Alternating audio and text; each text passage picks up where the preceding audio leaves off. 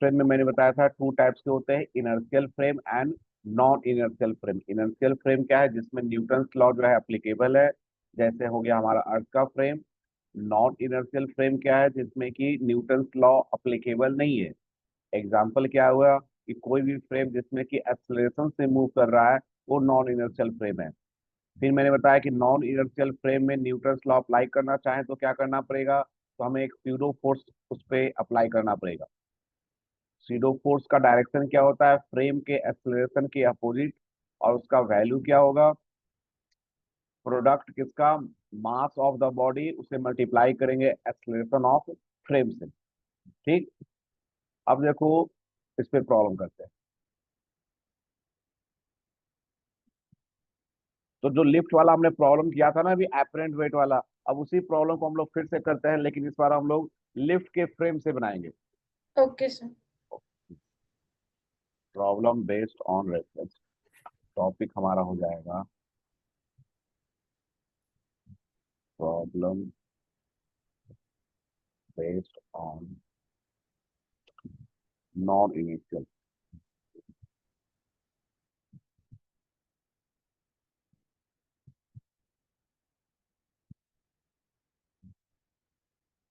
Problem number 1। A body of mass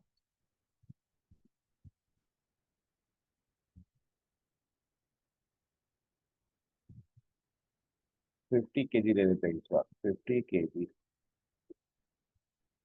is placed inside a lift, inside a lift. Find its apparent weight. Find its apparent weight.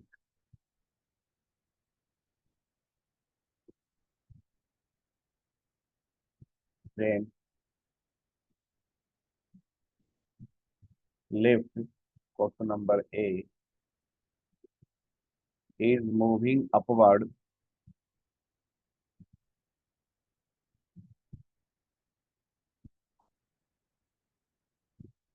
with constant acceleration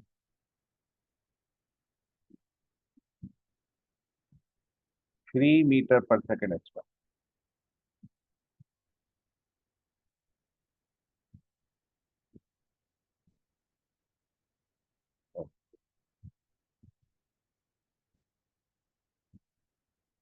तो यहाँ पे हम एक lift बना लेते हैं।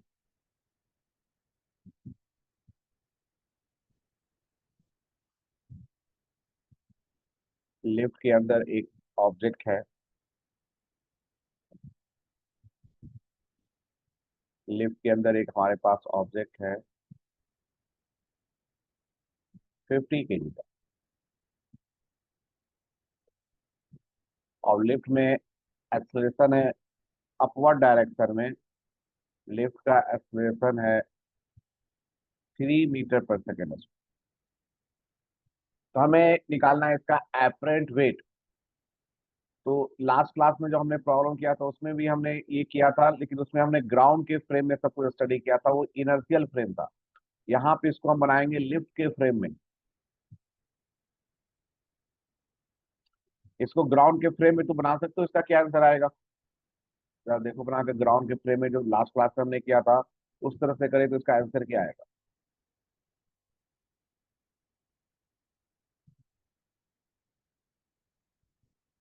उससे तुम इसका आंसर बताओ, फिर मैं इसको मैं लिफ्ट के फ्रेम में बनाऊँ।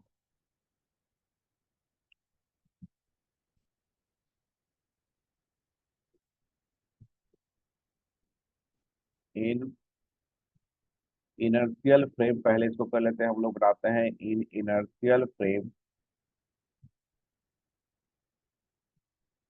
ऑफ ग्राउंड या अर्थ, जो हमने कल किया था उस तरह से बनाए तो इसका आंसर क्या आएगा?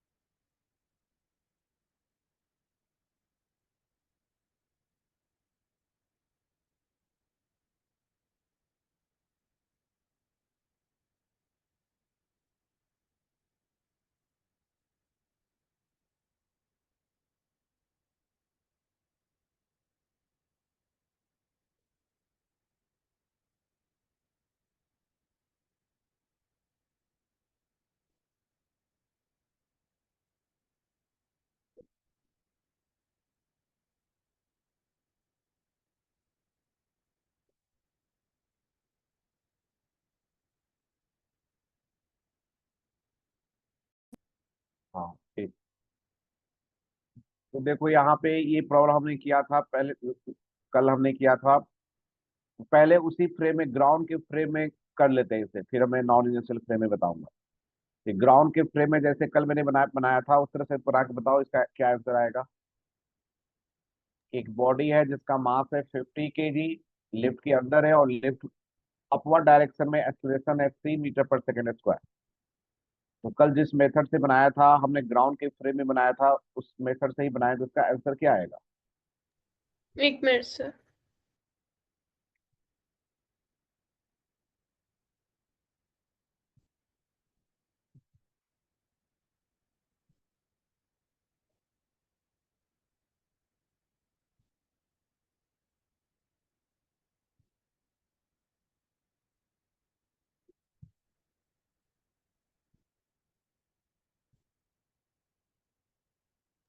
650।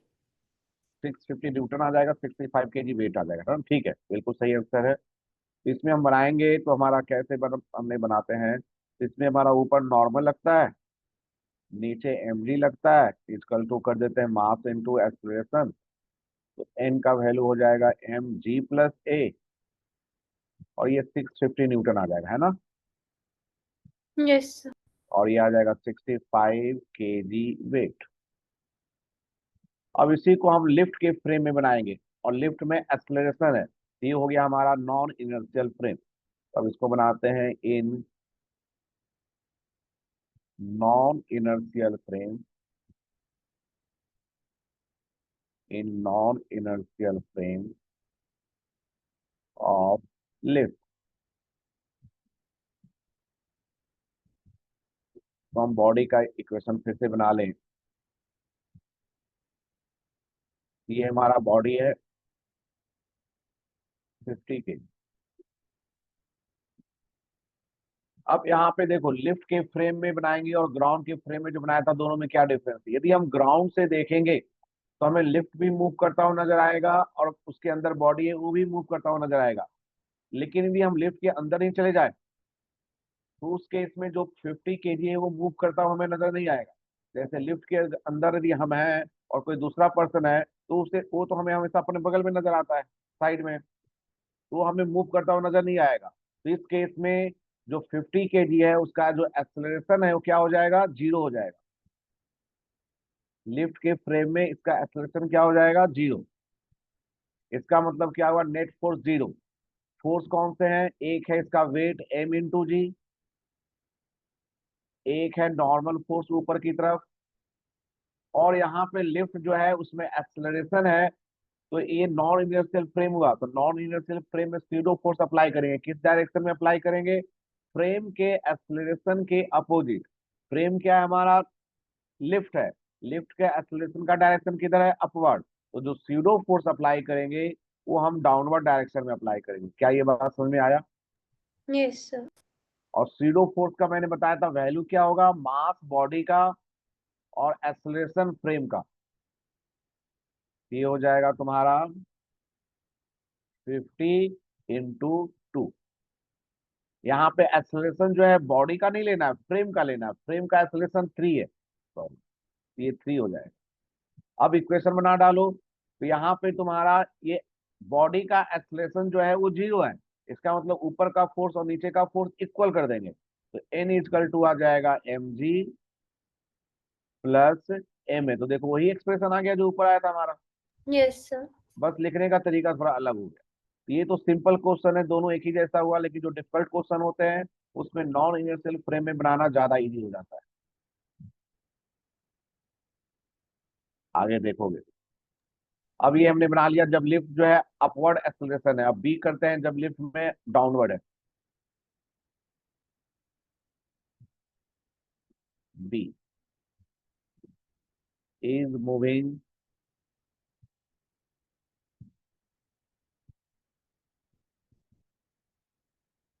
डाउनवर्ड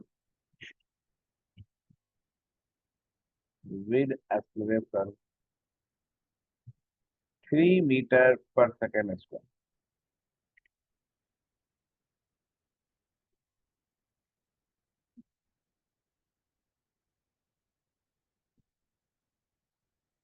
इसको सिर्फ नॉन इनर्शियल फ्रेम में ही बना लो, इनर्शियल फ्रेम में तो बना ही लोगे तुम। तो एक हम लिफ्ट बना लेते हैं।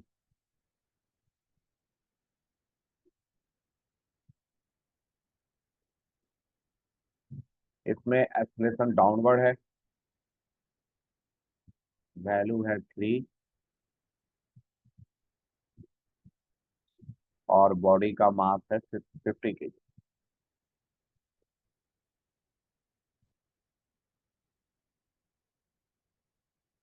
इसे हम बना लेते हैं सिर्फ लिफ्ट के फ्रेम में, इन नॉन इनर्शियल फ्रेम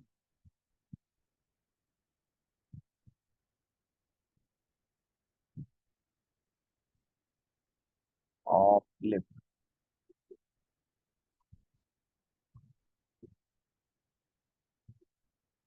बना सकते हो इसे, जैसे मैंने ऊपर बनाया उसी तरह से बनाओ। सर एक बार ये चल फिर वाला भी नेक्स्ट एक की बार आप बाद में, करके हाँ। दिखा। देखो ऊपर वाले को मैं फिर से बता रहा हूँ, दो ही तो क्वेश्चन है, एक में बता दूंगा तो फिर बचेगा क्या।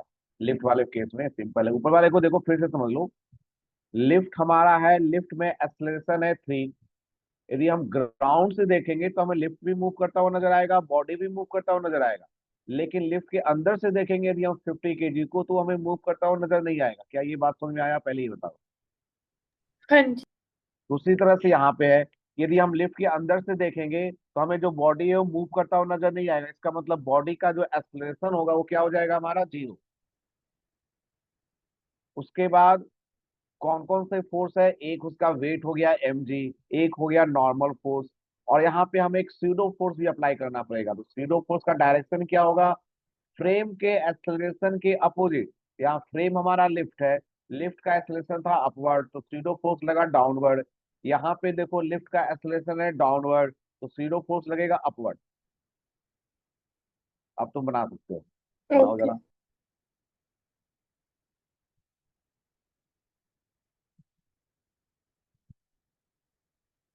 एक हम इस तरह से एक बॉडी बना सर लेंगे। थोड़ा सा ऊपर करना।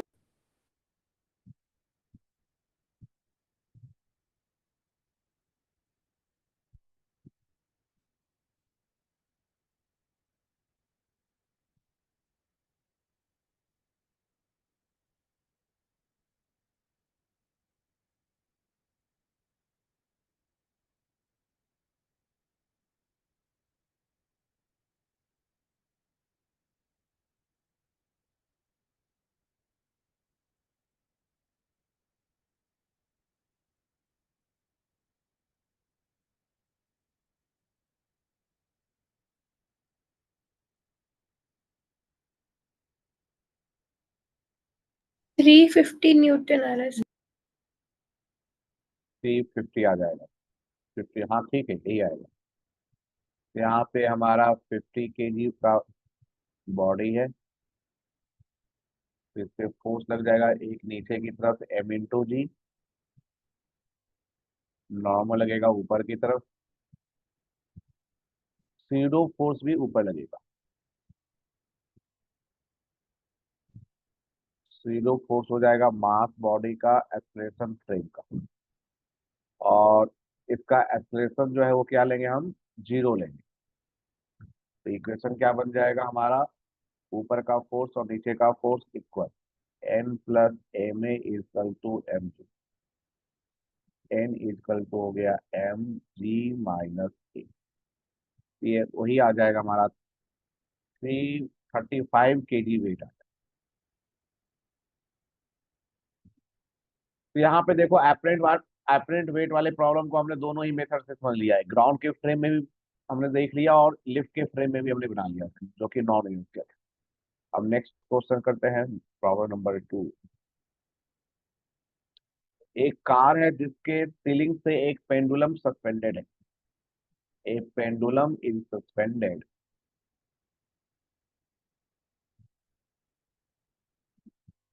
a pendulum is suspended from the ceiling of a car.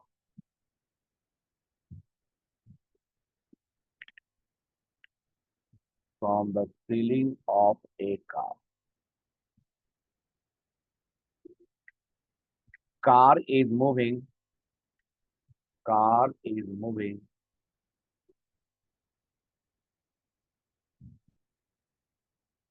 with acceleration, with acceleration 10 meter per second square.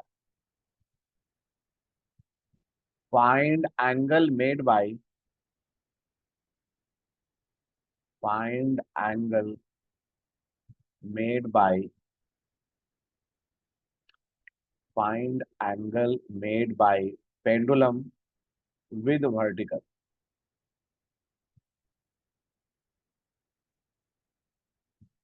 with vertical.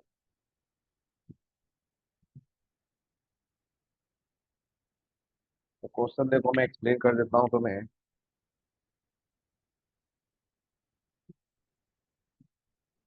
हमारे पास एक कार है,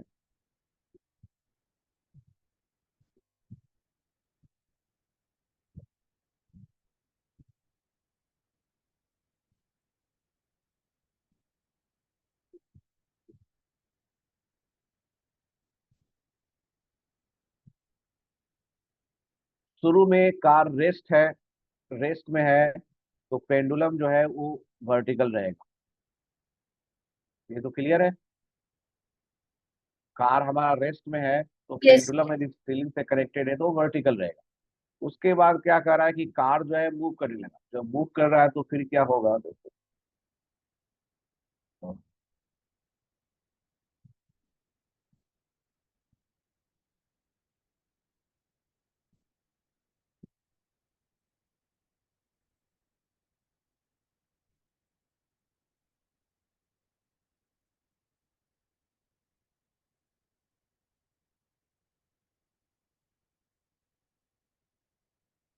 कार जो है टुवार्ड्स राइट, राइट डायरेक्शन में इसका हम एक्सप्रेशन दे देते हैं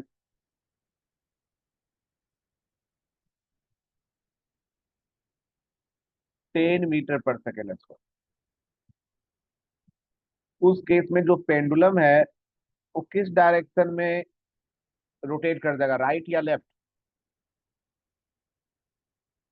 यदि कार आगे की तरफ मूव करे तो क्या होगा, तो ऊपर वाला पार्ट जो है वो सीलिंग से कनेक्टेड है, तो ड्यू टू इनर्शिया वो तो आगे बढ़ जाएगा, लेकिन नीचे वाला पार्ट जो है वहीं पर आना चाहेगा।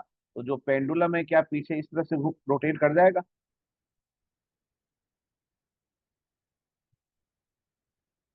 ये इनर्शिया से भी तुम समझ सकते हो कि पेंडुलम जो है पीछे की तरफ घूम जाए। क्या ये बात समझ में आया? Yes sir. पेंडुलम का जो ऊपर वाला पार्ट है, स्ट्रिंग का अपर पार्ट, वो सीलिंग से कनेक्टेड है, तो वो तो कार के साथ आगे जाएगा, लेकिन नीचे वाला जो बॉल है वो तो कनेक्टेड है नहीं कार से, तो इनर्शिया के कारण वहीं पर आना चाहेगा, लेकिन ऊपर वाला पार्ट आगे चला जाएगा, तो ये इस तरह से पीछे रोटेट कर जाएगा। तो हमें निकालना है कि ये क्या एंगल बनाएगा इक्विलिब्रियम में, मतलब कि अब एंगल चेंज नहीं करता, तो हमें ये एंगल फाइंड करना है। इस प्रॉब्लम को भी हम दोनों ही फ्रेम में बनाएंगे, हम ग्राउंड के फ्रेम में भी बनाएंगे और कार के फ्रेम में भी बनाएंगे। तो जो ग्राउंड के फ्रेम में बनाएंगे तो हो जाएगा हमारा इनर्शियल, और कार के फ्रेम में बनाएंगे हो जाएगा हमारा नॉन इनर्शियल। तो पहले बनाते हैं कार के frame.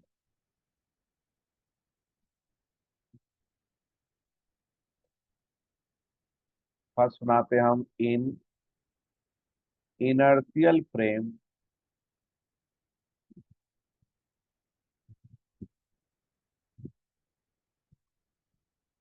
Of car, in inertial frame of car. तो हमारा ये रहा सीलिंग, ये हमारा रहा पेंडुलम, और हमें ये एंगल फाइंड करना है थीटा। ठीक है।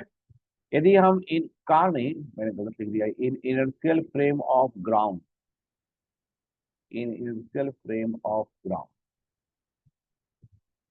तो ग्राउंड से देखेंगे तो कार भी आगे मूव कर रहा है, उसके साथ पेंडुलम भी आगे मूव कर रहा है, तो इस केस में पेंडुलम का जो एक्सलेशन है वो टुवार्ड्स राइट होगा, और इसका वैल्यू होगा 10। क्या सही है ये? यस। अब इस पे और फोर्स कौन कौन से हैं, तो एक इसका वेट हो जाएगा m इंटू जी, एक फोर्स हो जाएगा टेंशन, और कोई दूसरा फोर्स नहीं, ये दो फोर्स है। सीडो फोर्स इसमें नहीं अप्लाई करेंगे क्योंकि हम ग्राउंड के फ्रेम में बना रहे हैं जो कि इनर्शियल फ्रेम। तो हमें एक वेट फोर्स नीचे mg लगेगा, एक टेंशन लगेगा, और एक्सीलरेशन का वैल्यू है 10, हमें थीटा निकालना है। तो अब यहाँ पे कंपोनेंट ब्रेक करेंगे। देखो एक्सीलरेशन हॉरिजॉन्टल है, तो किस फोर्स का कंपोनेंट ब्रेक करें, mg का या टेंशन का? तो मैंने बताया कि जो फोर्स ना तो मोशन के डायरेक्शन में हो ना ही परपेंडिकुलर हो, उसका कंपोनेंट ब्रेक करते हैं। हाँ तो, जी। तो जो वेट है हमारा वो तो वर्टिकल हो गया ना मोशन के, हाँ जी तो सर। उसको ब्रेक नहीं करेंगे, हम टेंशन को ब्रेक करेंगे। कैसे ब्रेक करेंगे, तो ऑल्टरनेट एंगल से ये एंगल हो गया थीटा, और जिसके साथ थीटा एंगल बनाएगा उधर कंपोनेंट होगा कॉस थीटा से मल्टीप्लाई करेंगे, तो ये हो जाएगा टी कॉस थीटा, और हॉरिजॉन्टल डायरेक्शन में हो जाएगा टी साइन थीटा। टेंशन को हमने ब्रेक कर दिया। अब इक्वेशन लिख लेते हैं। तो हॉरिजॉन्टल डायरेक्शन में फोर्स है टी साइन थीटा, ये हो गया T sine theta is equal to mass into acceleration. ऊपर का फोर्स और नीचे का फोर्स इक्वल, क्योंकि एक्सेलरेशन हॉरिजॉन्टल है, वर्टिकल तो मूव नहीं कर रहा। तो ऊपर का फोर्स और नीचे का फोर्स इक्वल, तो T cos theta equal to क्या हो गया mg। अब इससे डिवाइड कर दो। Now T sine theta divide by T cos theta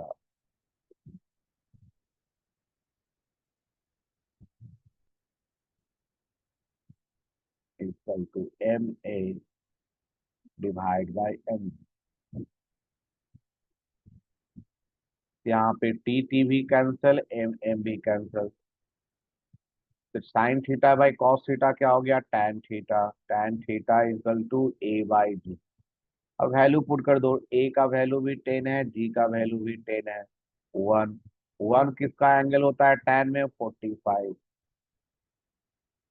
तो थीटा का वैल्यू क्या हो गया हमारा 45 डिग्री। बोलो क्लियर। Yes sir. तो ये हमने ग्राउंड के फ्रेम में बनाया।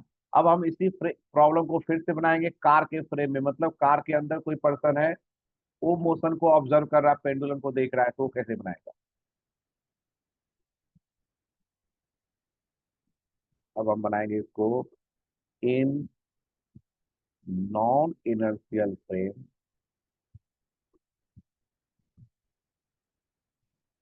Inertial frame of car. तो हमारा ये पेंडुलम है,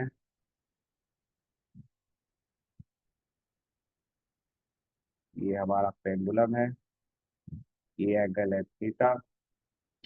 अब देखो कार के, पेंडुलम भी कार के अंदर है और हम भी कार के अंदर है, तो हमें पेंडुलम मूव करता हुआ नजर नहीं आएगा। इसका मतलब कि जो पेंडुलम है वो रेस्ट में है, और हमेशा रेस्ट में है, तो इसका एक्सीलरेशन का वैल्यू क्या हो गया 0। फोर्स कौन कौन से एक्ट करेंगे, तो फोर्स में हमारा हो जाएगा, एक हो जाएगा इसका वेट m इंटू जी, एक हो जाएगा टेंशन, और यहाँ हम कार के फ्रेम में बना रहे हैं, और कार में एक्सेलरेशन है। किस डायरेक्शन में एक्सेलरेशन है कार में, टुवार्ड्स राइट। तो सीडो फोर्स किस डायरेक्शन में एक्ट करेगा बताओ। कार का एक्सेलरेशन का डायरेक्शन है टुवार्ड्स राइट, तो सीडो फोर्स किस डायरेक्शन में अप्लाई करें।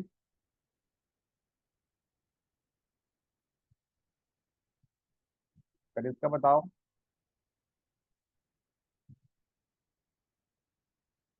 ऑनलाइन हो या डिस्कनेक्ट हो गए। नहीं सर, हूँ एक्चुअली थोड़ा टाइम ले रहा है अनम्यूट होने में।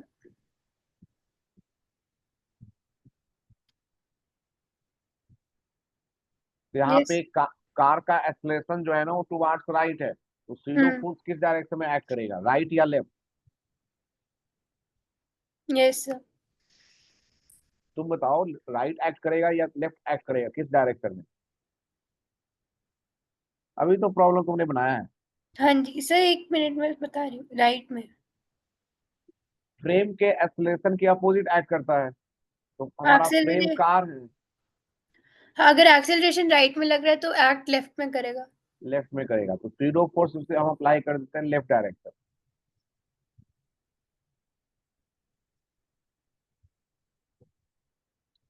ये हमारा स्यूडो फोर्स हो गया। और स्यूडो फोर्स का वैल्यू क्या हो गया, मास बॉडी का एक्सेलरेशन फ्रेम का, और इसका एक्सेलरेशन जो पेंडुलम है उसका एक्सेलरेशन 0 है। यहाँ पे जो स्मॉल ए है वो फ्रेम का एक्सेलरेशन है कार का। अब हमारा यहाँ पे बॉडी जो है रेस्ट में है, एक्सेलरेशन इसका 0 है बॉडी का, तो टोटल फोर्स को 0 कर दे उसके लिए पहले टेंशन का कंपोनेंट ब्रेक कर देते हैं, हम्म। जैसे हमने पहले किया था।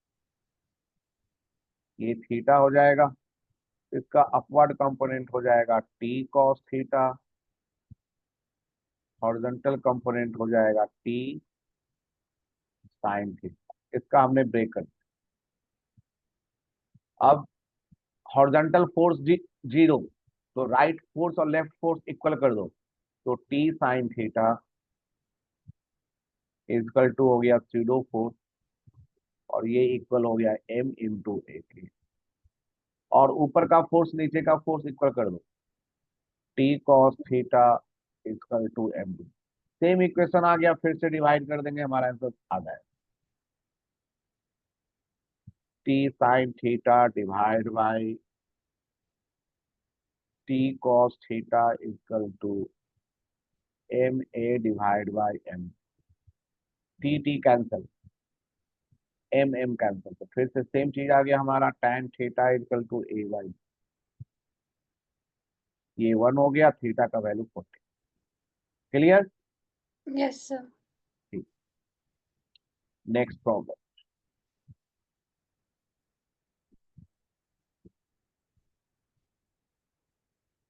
प्रॉब्लम नंबर,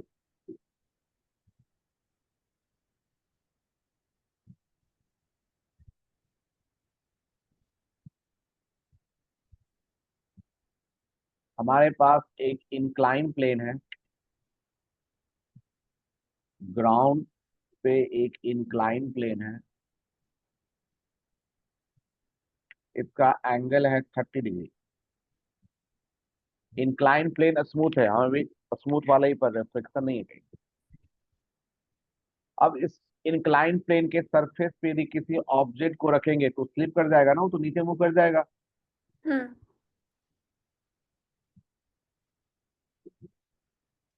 इसका मास गिवन नहीं है, एम है मास। तो सरफेस स्मूथ है तो नीचे मूव कर जाएगा, तो हमें फाइंड करना है कि जो इंक्लाइन प्लेन है जिसको बोलते हैं वेज, जिसको हम वेज भी बोलते हैं, डब्ल्यू, इस वेज में कितना हॉरिजॉन्टल एक्सेलरेशन दे, मतलब वेज को हमें मूव कराना है, हाथ से पकड़कर उसे मूव कराना है हॉरिजॉन्टल डायरेक्शन में, कि जो हमारा बॉडी है जो उसके ऊपर रखा हुआ है वो उस पर स्लिप ना करे, उस पर मूव ना करे। सर एक्सेलरेशन राइट में। राइट में नहीं लगेगी। Find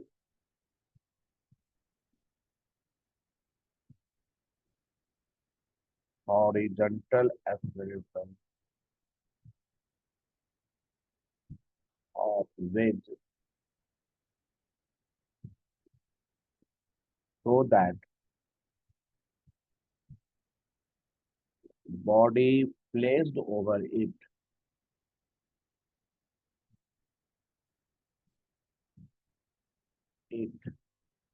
do not slip।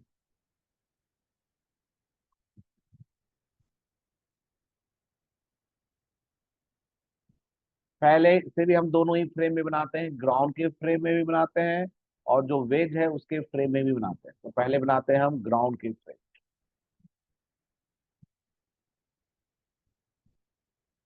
In inertial frame of ground, in inertial frame of ground। Question तो समझ में आ गया क्या है? Yes sir. यहाँ पे देखो हमारे पास ये बनाने की जरूरत नहीं है। हमारा सरफेस इस तरह से है जो कि हॉरिजॉन्टल के साथ एंगल क्या बना रहा है, 30 डिग्री। और उसके ऊपर एक ऑब्जेक्ट रखा हुआ है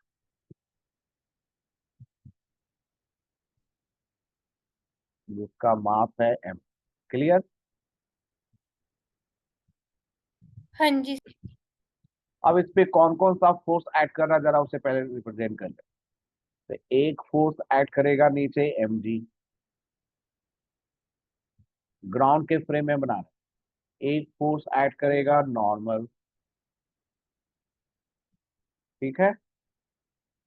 और कोई फोर्स तो एक्ट करेगा नहीं, हम यहाँ पे ग्राउंड के फ्रेम में बना रहे हैं जो कि इनर्शियल है, इसमें जीरो फोर्स हम अप्लाई नहीं करेंगे। तो यही दोनों फोर्स एक्ट कर रहा है। अब यहाँ पे समझोगे, जो ग्राउंड से हम देखेंगे तो हमें क्या दिख रहा है कि जो वेज है वो हॉरिजॉन्टली मूव कर रहा है, और जो उसके ब्लॉक, उसके ऊपर ब्लॉक रखा हुआ है उसमें स्लिप नहीं कर रहा है। इसका मतलब जो ब्लॉक और वेज जो एक साथ ही मूव कर रहा है। ऐसा लग रहा है जैसे ब्लॉक उससे चिपका हुआ है क्योंकि वो स्लिप नहीं कर रहा है। क्या ये बात समझ में आया? जो हाँ जी ब्लॉक सर। है वो वेज के ऊपर मूव नहीं कर रहा, ऊपर स्लिप नहीं कर रहा, लेकिन वेज हम्म। तो मूव कर रहा है हॉरिजॉन्टली। यस। इसका मतलब जो ब्लॉक है वो भी मूव कर रहा है हॉरिजॉन्टली एक साथ। तो ऐसा लग रहा है जैसे चिपक गया है क्योंकि स्लिप नहीं कर रहा है। तो यदि हम्म। वेज को हम राइट डायरेक्शन में एक्सलेशन दे रहे हैं, इसका मतलब ब्लॉक भी राइट डायरेक्शन में जा रहा है।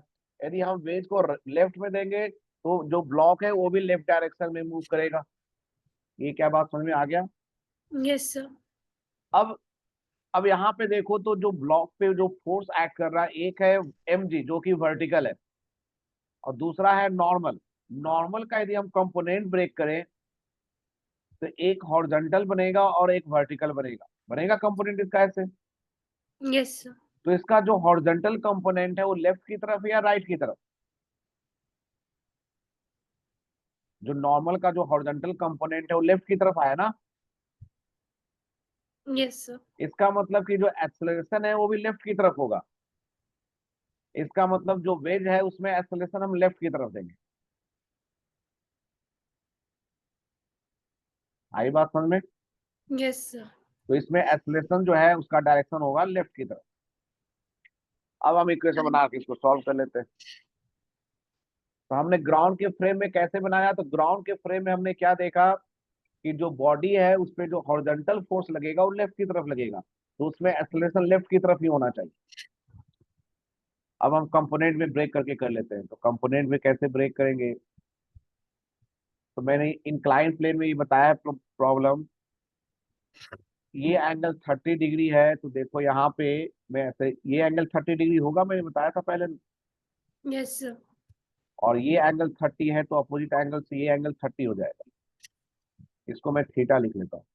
तो ऊपर वाला कंपोनेंट हो जाएगा n cos थीटा, और हॉरिजॉन्टल कंपोनेंट हो जाएगा n sin थीटा। अब इक्वेशन लिख डालो। तो हॉरिजॉन्टल डायरेक्शन में फोर्स है m sin थीटा, एक्सेलरेशन है a। तो n sin theta is equal to हो गया m इंटू ए, और ऊपर का फोर्स और नीचे का force equal. n cos theta is equal to mg, divide कर दो। ये हो गया n sin theta divide by n cos theta is equal to m a divide by m g। n n cancel, tan theta is equal to a by, अब value put कर देते हैं।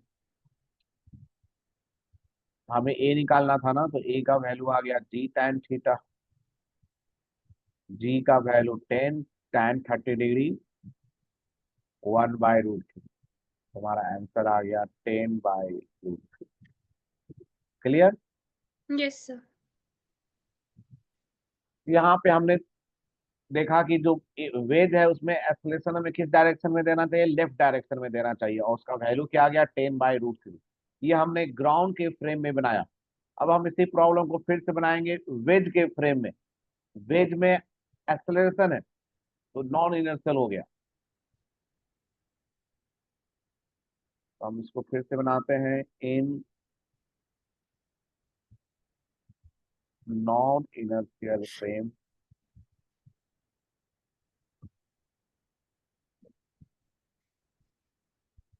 Of ways.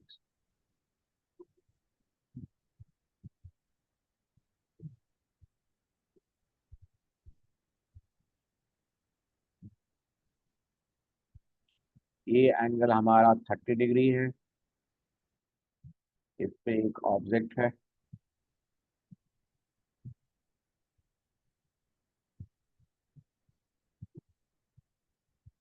मास है। अब देखो यहाँ पे जो ब्लॉक है वो वेज के ऊपर है और वेज पे स्लिप नहीं कर रहा है। तो वेज पे खड़ा होके हम देखेंगे, वेज पे यदि हम भी स्टैंड कर जाएं तो हमें जो ब्लॉक है वो मूव करता नजर आएगा या रेस्ट में नजर आएगा? सर मूव करता हुआ। नहीं, स्लिप नहीं कर रहा ना वो।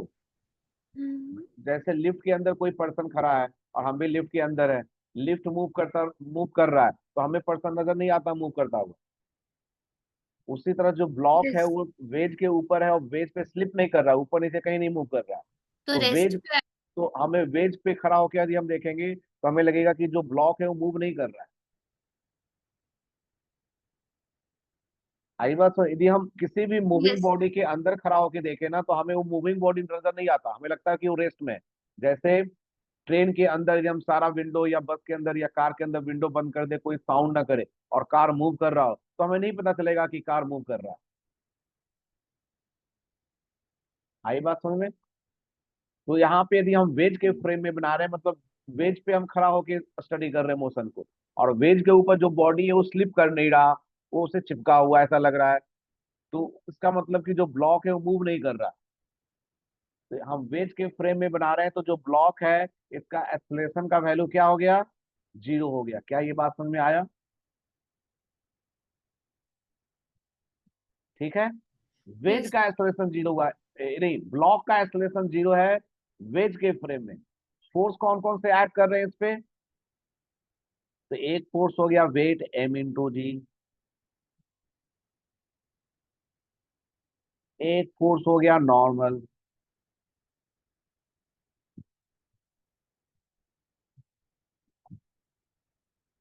अब सीडो फोर्स भी ऐड करेगा। सीडो फोर्स ऐड करेगा तो कैसे बनाएंगे? देखो, सरफेस स्मूथ है तो हम कैसे समझेंगे वेज, वेज का एक्सेलरेशन क्या किधर होना चाहिए? यहाँ पे भी उसी तरह से बना सकते हो। नॉर्मल फोर्स का कंपोनेंट ब्रेक कर लो, नॉर्मल फोर्स का कंपोनेंट ब्रेक कर लो। तो कैसे ब्रेक कर लें?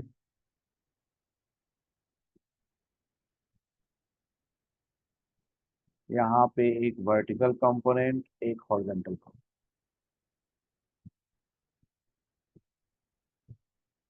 ये एंगल थीटा हो जाएगा, अभी बताया था तो ये थीटा हो जाएगा। ये हो गया हमारा फिर से वही n cos थीटा, इधर हो गया n sin थीटा। अब यहाँ पे देखो, हमारा जो ब्लॉक ब्लॉक है m, वो मूव नहीं कर रहा, इसका मतलब कि नेट फोर्स 0 होना चाहिए। अब अपवर्ड डायरेक्शन में n cos theta, downward direction में mg, ये तो बैलेंस हो जाएगा। लेकिन लेफ्ट डायरेक्शन में n sin थीटा है, राइट डायरेक्शन में कोई फोर्स नहीं है। तो इसका मतलब जो सीडो फोर्स है वो किस डायरेक्शन में ऐड करेगा? राइट डायरेक्शन में। और सीडो फोर्स एक्ट करेगा राइट डायरेक्शन में, इसका मतलब कि जो एक्सलेशन है फ्रेम का वो किधर होना चाहिए? लेफ्ट डायरेक्शन में। तो देखो फिर से आ गया लेफ्ट डायरेक्शन में एक्सलेशन। क्या ये बात समझ में आया? नॉर्मल फोर्स का कंपोनेंट लिया तो अपवर्ड है n cos थीटा और लेफ्ट डायरेक्शन में n sin थीटा।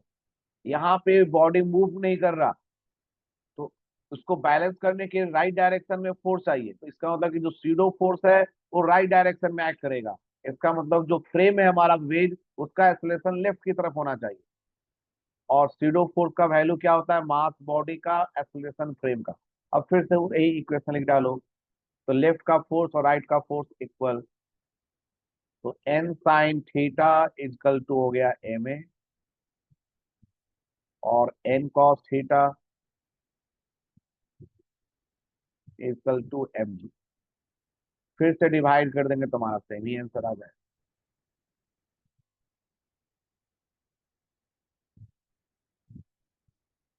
ये एक टॉपिक थोड़ा सा डिफिकल्ट टॉपिक होता है समझने में, फर्स्ट टाइम हमेशा दिक्कत होती है। मैं हर प्रॉब्लम को दोनों ही फ्रेम में बना रहा हूँ। यहाँ पे भी एन एन कैंसिल हो जाएगा, यस सर। तो tan थीटा इजकल टू हो गया a by G, a is equal to हो गया g tan थीटा। तो हमारा आंसर फिर से वही आ गया 10/। ठीक है, डन। हम्म। तो ये हमने नॉन इनिशियल फ्रेम के प्रॉब्लम, बेसिक प्रॉब्लम जो है वो। तो न्यूटन्स लॉ, इस चैप्टर जो लॉ ऑफ मोशन है, इसमें 3 टॉपिक है। एक है न्यूटन्स लॉ ऑफ मोशन, तो उसका हमने थ्योरी कर लिया है। उसके बाद है फ्रिक्शन, और उसके बाद है सर्कुलर मोशन, फिर से आएगा डायनामिक्स ऑफ सर्कुलर मोशन। तो यहाँ पे मैं कुछ और प्रॉब्लम करा देता हूँ, फुल्ली वाले प्रॉब्लम मैंने नहीं करवाए हूँ, करा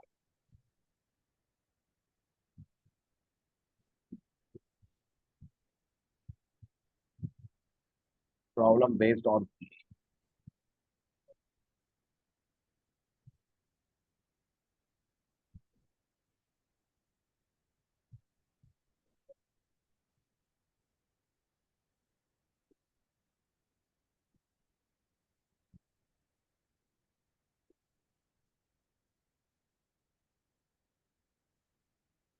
find acceleration of body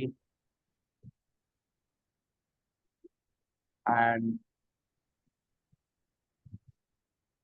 tension in interconnecting.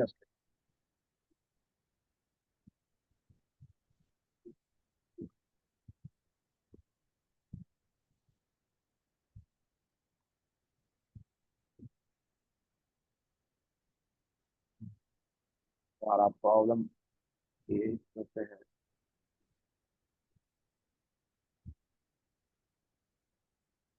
ये एक पुली है, इसके चारों तरफ एक स्ट्रिंग रैप किया हुआ स्ट्रिंग है।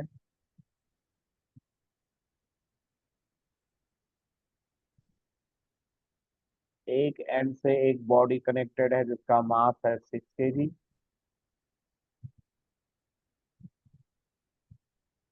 दूसरी तरफ यहाँ पे है 4 kg। हमें निकालना है कि इनका एक्सेलरेशन क्या होगा, और जो कनेक्टिंग स्ट्रिंग है उसमें टेंशन क्या होगा। तो देखो कैसे बनाएंगे।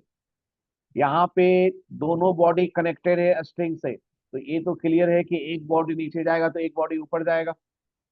Yes sir. और 6 kg 1 मीटर नीचे जाएगा तो 4 kg 1 मीटर ऊपर जाएगा।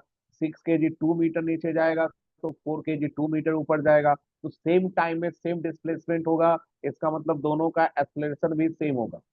और यहाँ पे हमें मालूम है कि 6 kg हैवी है, तो 6 kg का डायरेक्शन एक्सेलरेशन का डाउनवर्ड होगा ए।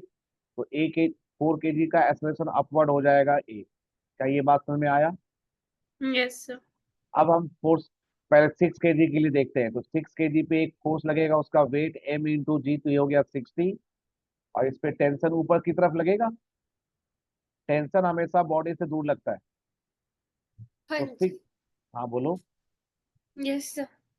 तो 6 kg के लिए इक्वेशन क्या हो जाएगा हमारा? तो इक्वेशन कैसे लिखते हैं? जिस डायरेक्शन में एक्सेलरेशन हो उस डायरेक्शन में फोर्स को पॉजिटिव लेते हैं। तो हाँ सिक्स जी। के जी के लिए एक्सेलरेशन डाउनवर्ड है, तो डाउनवर्ड वाला पॉजिटिव, अपवर्ड वाला नेगेटिव। तो ये हो जाएगा 60 माइनस टी इक्वल टू 6।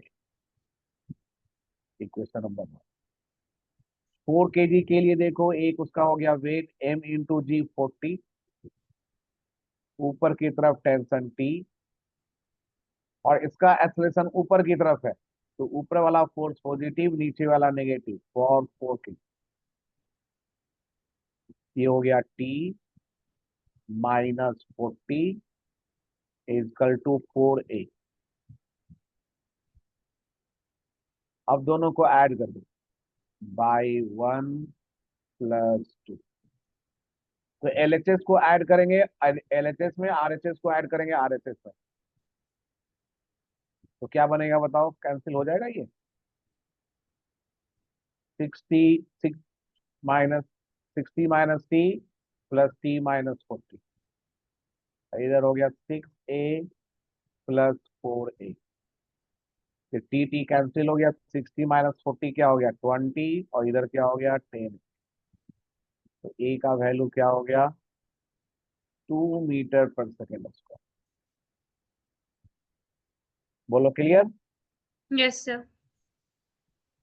और ए का वैल्यू पुट करके टेंशन निकाल लो, पुट इट इन इक्वेशन 1 में पुट कर लो या 2 में पुट कर लो, इसका आंसर तुम्हें मिल जाएगा। तो हमने ए का वैल्यू इक्वेशन नंबर 1 में यहाँ पे पुट कर दिया,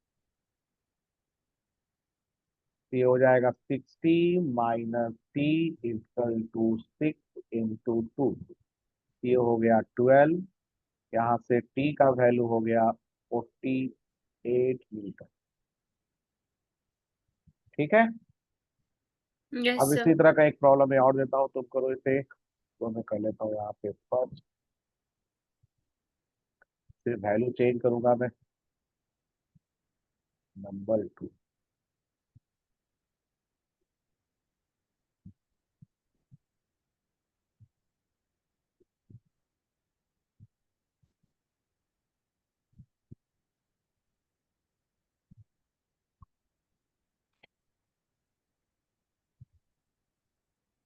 एक पुली है, इसमें स्ट्रिंग इसके राउंड है, एक एंड से कनेक्टेड है हमारा 7 kg, और एक एंड से कनेक्टेड है 3 kg। इसमें उसी तरह से निकालो एक्सेलरेशन एंड टेंशन। तुम सेम मेथड अप्लाई करोगे, इसमें कोई तो चेंज नहीं किया, सिर्फ वैल्यू मैंने चेंज कर दिया।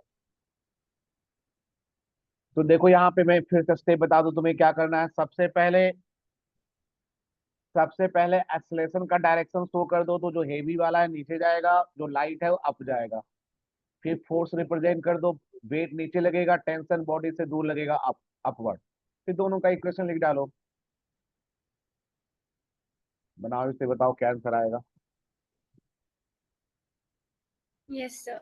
मेरे को एक बार आप पूरा क्वेश्चन बता सकते, लाइक निकालना क्या क्या। हमें वही निकालना है, एक्सेलरेशन निकालना है और टेंशन निकालना है। क्वेश्चन सेम है हमारा, find acceleration of body and tension in interconnecting string. Okay ठीक।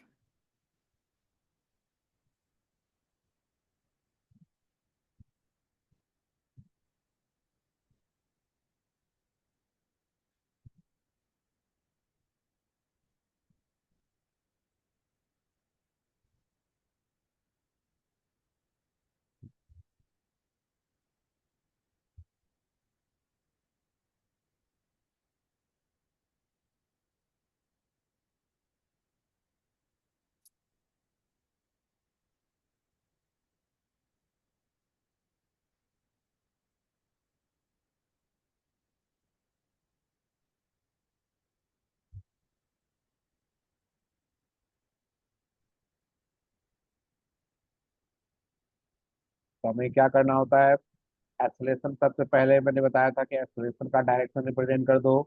तो 7 kg जाएगा डाउनवर्ड डायरेक्शन में ए, और 3 kg अपवर्ड होगा।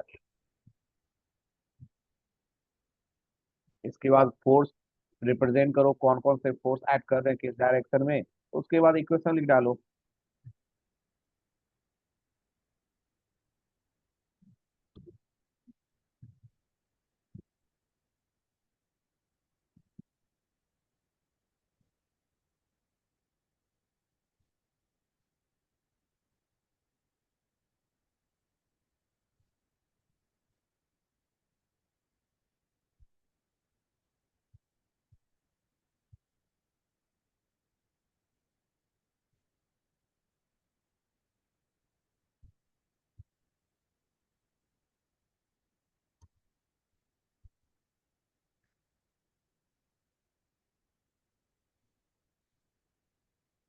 सर आंसर आ रहा है एक्सेलरेशन 4 आ रही है। एक्सेलरेशन 4 आ गया, ठीक है आंसर। और टेंशन 42 न्यूटन। ठीक, उसमें आ जाएगा हमारा, हो जाएगा क्या इक्वेशन बन जाएगा 70 माइनस टी इक्वल टू 7 है, एक ये बना होगा ना, हम्म और एक बनेगा टी माइनस 30 इक्वल टू 3 है। दोनों को ऐड कर दोगे, ये हो जाएगा 40 इक्वल,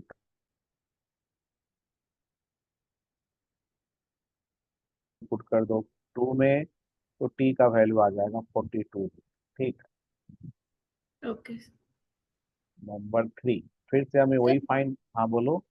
बाकी नेक्स्ट क्लास में कर ले क्या, मेरी केमिस्ट्री की क्लास भी है। केमिस्ट्री क्लास भी है, तो ठीक है, तो कल मैं ना राजन सर से बात करके ना कल क्लास करूंगा, ठीक है अपनी। कल ठीक है, ओके। हाँ ना, ठीक है, कल कल मैं कर लूंगा, वो सर वेडनेसडे को कर लेंगे। Okay. Okay. Okay sir, okay. Thank